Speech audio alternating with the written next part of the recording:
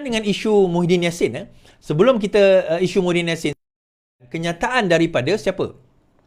Kenyataan daripada Hamzah Zainuddin. Hamzah Zainuddin menggesa supaya semak pendakwaan terpilih, tetapi AG tolak gesaan Hamzah. Jabatan Peguam Negara hari ini menegaskan jabatan itu tidak mempunyai sebab atau alasan yang munasabah untuk meneliti semua kes yang telah didakwa di mahkamah. Peguam Negara Tan Sri Idrus berkata, setiap keputusan untuk pendakwaan dibuat setelah meneliti dan menimbang dengan sepenuhnya semua keterangan yang ada dan dibentangkan oleh agensi-agensi penguatkuasa serta menurut undang-undang berkaitan. Tidak terdapat campur tangan politik atau tekanan untuk memulakan apa-apa pendakwaan. Ini berlaku saja orang kata terdapat satu kenyataan bahawa sekarang ini Muhyiddin Yassin telah dibebaskan daripada kes orang kata salah guna kuasa. Saya tak komen hari tu kan. Orang-orang PAS pun, orang PN pun geng-geng abah ni kan. Abah kau kan bersorak, dia kata tengok kerajaan kejam, tengok kerajaan ini pendakwaan terpilih. Baik tuan-tuan, saya nak bacakan, kemudian kita akan pergi kepada the main factor yang kita nak bawa. Adakah ini pendakwaan terpilih atau apa? Baik, kes salah guna kuasa mahkamah bebas lepas Muhyiddin Yassin. Presiden Muhyiddin Yassin berjaya dalam permohonannya untuk membatalkan 4 pertuduhan salah guna kuasa bagi parti itu yang dikaitkan dengan program Jana Wibawa. Hakim Mahkamah Tinggi Muhammad Jamil Hussein memutuskan bahawa pertuduhan ke atas bekas Perdana Menteri itu adalah cacat, tidak berasas dan kabur serta tidak selaras dengan kanun tata jenayah atau CPC, Criminal Procedure Code. Katanya pertubuhan itu tidak mendedahkan bukti-bukti yang mencukupi mengenai kesalahan yang didakwa mengikut Akta SPRM 2009. Baik. Now, sebenarnya apa yang berlaku? Saya akan membawa perkara ini dan tuan-tuan boleh nilai sendiri. Apakah yang berlaku? Baik. Kita tengok pertuduhan terhadap Muhyiddin Yassin. Baik. Dia ada 4 pertuduhan. Saya tak akan baca secara detail. Tapi yang ni saya boleh bacakan sebagai rujukan yang pertama saja. Lepas tu kita akan skip through secara pantas. Bahawasanya kamu di antara 8 Februari sehingga 25 Februari 2021 dan 5 Februari 2021 di Pejabat Perdana Menteri Blok Utama Bangunan Perdana Putra, Pusat Pentadbiran Kerajaan Persekutuan di dalam wilayah Persekutuan Putrajaya sebagai seorang pegawai awam, iaitu Perdana Menteri dan Presiden Parti Bumi Bersatu telah menggunakan kedudukan kamu untuk satu suapan, iaitu wang berjumlah 200 juta daripada Bukhari Equity Sdn Bhd bagi sekutu kamu, iaitu Parti Pribumi Bersatu Malaysia. Oleh demikian, kamu telah melakukan satu kesalahan di bawah Seksyen 23 Akta Suruhanjaya 2009 yang boleh dihukum di bawah Seksyen 24 Sub 1 Akta yang sama. Apabila disabitkan kesalahan, hukumannya dipenjara selama tempoh tidak melebihi 20 tahun dan didenda tidak kurang daripada 5 kali ganda jumlah atau nilai suapan yang menjadi hal perkara kesalahan itu jika suapan dan seterusnya. Dan tuduhan kedua, di antara Mac 2020 dan Ogos 2021, di bawah ini telah menerima RM1 juta daripada Nepturis Sdn Bhd.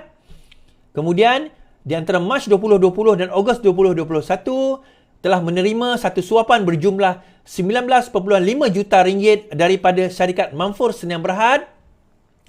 Dan juga pertuduhan keempat daripada Mac 2020 sehingga Ogos 2021 di Pejabat Perdana Menteri telah menerima sejumlah wang iaitu 12 juta daripada Azman bin Yusof bagi sekutu kamu yang kemudian didakwa di bawah seksyen yang sama. Keempat-empat ni didakwa di bawah seksyen yang sama. Hukuman. Apabila hukuman sama, now, apa masalahnya tuan-tuan? Kalau kita tengok di dalam CPC, Criminal Procedure Code, CPC ni, Criminal Procedure Code, lihat bahawa terdapat prosedur untuk membentuk tuduhan. Kita kena, siapa yang belajar undang-undang, siapa yang belajar undang-undang, kalau dia belajar undang-undang, ini benda yang paling basic. Nak form the charge ni, kita nak forming the charge tu adalah benda yang paling basic dalam kita nak jadi pendakwa raya. Atau terutama nak jadi pendakwa raya, even kalau kita peguam bela kena faham lah bagaimana nak argue benda ni. Now, kenapa benda ni basic? Saya kata benda ni kalau kita first year pun kita belajar. First year CLP lah kita belajar, atau final year degree di dalam Malaysia kita belajar. Now, di dalam CPC Seksyen 152 dan 152 kan, yang pertama perlu menyatakan kesalahan. Okey, ada tak kesalahan? Ada. Dia melakukan suapan. Kedua, akta dan undang-undang dan seksyen kesalahan. Ada tak? Ada. Masa bila dia lakukan? Ada. Tempat? Dia ada. Tertuduh? Iaitu Muhyiddin Yassin. Now, isu dia, in breach of trust shall not exceed more than 1 year. Apabila sesuatu itu melakukan kesalahan pecah amanah, maka tarikh di mana dia nak dituduh itu tidak boleh lebih daripada 1 tahun. Kalau lebih, maka hendaklah dipecahkan seksyen tersebut. Okey. Contohnya di dalam kes inilah, so kena pecah dalam contoh diberikan. Now, seksyen pertuduhan kesalahan menggunakan jawatan di bawah Akta SPRM dia letak di bawah seksyen 23. Kan? Dia kata mana-mana pegawai badan awam yang menggunakan jawatan atau kedudukan untuk apa-apa suapan, maka pertuduhan ini diletak di bawah seksyen 23. Tetapi bagi saya, seksyen 23 ni tak cukup. Sepatutnya pendakwaan letak satu lagi seksyen, iaitu seksyen 16. Seksyen 16 adalah seksyen kesalahan menerima suapan. Mana-mana orang selain atau melalui atau bersama dengan mana-mana orang lain secara rasuah, meminta atau menerima atau bersetuju untuk menerima bagi dirinya atau bagi mana-mana orang, atau secara rasuah memberikan, menjanjikan atau menawarkan kepada orang mana-mana yang sama bagi faedah orang itu atau bagi faedah orang lain, maka dikira telah melakukan satu kesalahan rasuah. Maksudnya sama ada dia bagi dirinya sendiri ataupun menerima bagi orang lain. Kan, dia tak terima tetapi dia ada kuasa, dia terima tetapi dia bagi pada orang lain. Contoh dalam kes ini, Muhyiddin Yassin Perdana Menteri. So dia kata dengan menggunakan kuasa dia, maka dia kata bagi duit itu kepada Bersatu. Dia tak dapat duit itu. Personally dia tak dapat. Di dalam pertuduhan ini, personally of course dia tak dapat. Tetapi dia bagi kepada orang lain menggunakan kapasiti dia sebagai Perdana Menteri. Now isu dia apa tuan-tuan? Isu dia apa? Isu dia ini. Kecacatan apa yang terdapat di dalam. Yang pertama yang saya nampak, masa yang terlalu luas, iaitu setahun. Kalau kita tengok di dalam pertuduhan keempat, Mac 2020 sehingga Ogos 2021, itu dah lebih daripada setahun. Itu sendiri dah lebih daripada setahun. Okey? Itu yang pertama.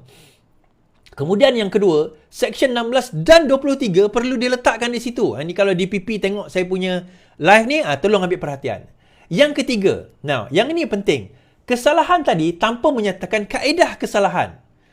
Kaedah kesalahan. Dia kata sebagai seorang pegawai badan awam, Perdana Menteri, Presiden PBB telah menggunakan kedudukan kamu untuk satu suapan, iaitu wang berjumlah 200 juta ringgit daripada Bukhari Equity Sdn Bhd bagi sekutu kamu, iaitu Parti Pribumi Malaysia. Yang ini, dia tidak menyatakan spesifik apa yang dilakukan. Nah, kalau saya sebagai DPP, saya akan buat macam ni. Sebagai seorang pegawai awam, Perdana Menteri Malaysia telah menggunakan kedudukan kamu untuk satu suapan berjumlah 200 juta daripada Bukhari Equity dengan menjanjikan akan membatalkan penarikan pengecualian cukai Bukhari, Yayasan Bukhari, bagi sekutu kamu, iaitu Parti Pribumi. So dia kena tambah perkataan ni je tuan-tuan. Dia kena tambah perkataan ini sahaja, maka daripada situ baru dia boleh dikatakan tak. Ni contoh ini pertuduhan pertama. 2, 3, 4 pun dia kena tambah perkataan yang ini saja. Sebab ini melibatkan apa? Criminal breach of trust. Melibatkan pecah amanah. Melibatkan suapan. Maka perlu diperincikan tentang manners of the offence dipanggil. Di bawah Seksyen 153. Manners of the offence itu perlu dinyatakan. Nah, apa yang judge betul lakukan? Yang pertama, betul lah dia menolak. Hakim Mahkamah Tinggi betul lah. Dia menolak pertuduhan tersebut. Betul. Dia menolak tuduhan tersebut. Charges tersebut defektif, kita kata. Charges tersebut defektif. Tetapi silapnya adalah, apa yang hakim silap lakukan, dia memberikan DAA. Apa itu DAA? Discharge amounting to acquittal. Ataupun dibebas dan dilepaskan. Dia bebas dan lepaskan. Sedangkan dalam kes di mana charges itu tersilap ataupun defektif, contohnya kes Anwar Ibrahim dahulu, kalau kita tengok, dia sepatutnya bagi DNAA, discharge not amounting to acquittal. Dilepas tapi tidak dibebaskan. Erti kata, dia boleh didakwa semula. So, apa yang Mahkamah Rayuan boleh lakukan? Yang pertama, kalau Mahkamah Rayuan boleh kata pertuduhan itu tidak cacat. Dia kata tak ada, tak cacat. So, kalau dia kata tak cacat, maka kembali ke Mahkamah Tinggi dan perlu diadakan trial, perbicaraan penuh perlu dilakukan. Atau menyatakan ada cacat. Dia kata betul bahawa apa yang dilakukan oleh Mahkamah Tinggi itu betul. Tetapi silap dalam memberi DAA. Sepatutnya DNAA. Sepatutnya dibebas tanpa dilepaskan. So kalau itu DNAA, dibebas tanpa dilepaskan, maka boleh dikembalikan kepada Peguam Negara untuk meminda pertuduhan berdasarkan kepada perkara 145 pasal 3 di mana peguam negara mempunyai kuasa yang amat luas sama ada untuk orang kata apa, menurut budi bicaranya, memulakan, menjalankan, memberhentikan apa-apa prosiding bagi satu kesalahan selain prosiding di Mahkamah Syariah, Mahkamah Adat Negeri atau Mahkamah Tentera. Maka peguam negara mempunyai satu kuasa yang amat luas sebenarnya untuk nak amend benda tersebut. Dan setelah di-amend, kembali ke Mahkamah Tinggi untuk memulakan kembali prosiding pertuduhan. Itu sebenarnya boleh dilakukan ini. Sepatutnya ini yang dilakukan dalam perkara ini dan sepatutnya ini yang kita nak kena kena yang dalam Mahkamah Rayuan nanti yang kita menarik untuk kenalihan. Baik. Now, adakah Muhyiddin Yassin telah bersalah? Adakah Muhyiddin Yassin tidak bersalah? Okey. Dia macam ni tuan-tuan, saya nak kata. Yang pertama, bila Muhyiddin Yassin itu dia digugurkan hukuman tersebut, pengguguran pertuduhan ataupun kesalahan itu tidaklah menyatakan Muhyiddin Yassin itu bersalah atau tidak bersalah. Sebab dia bukan pertuduhan mengenai kesalahan. Dia bukan pertuduhan mengenai kesalahan. Dia bukannya perbicaraan mengenai bersalah atau tidak, kesalahan. Dia adalah perbincangan mengenai tuduhan dahulu. Ini belum masuk perbicaraan. Perbicaraan belum masuk lagi. Ini baru bincang tentang pertuduhan. Okey? So, akhirnya, bila membincangkan tentang pertuduhan, mahkamah kata, rupanya ada defektif. Benda ni paling crucial. Paling crucial. So, dia kata bagi bebaskan. Bagi Mahkamah Rayuan ada dua pilihan. Pertama, dia kata, tak, benda ni tak defektif, boleh didakwa.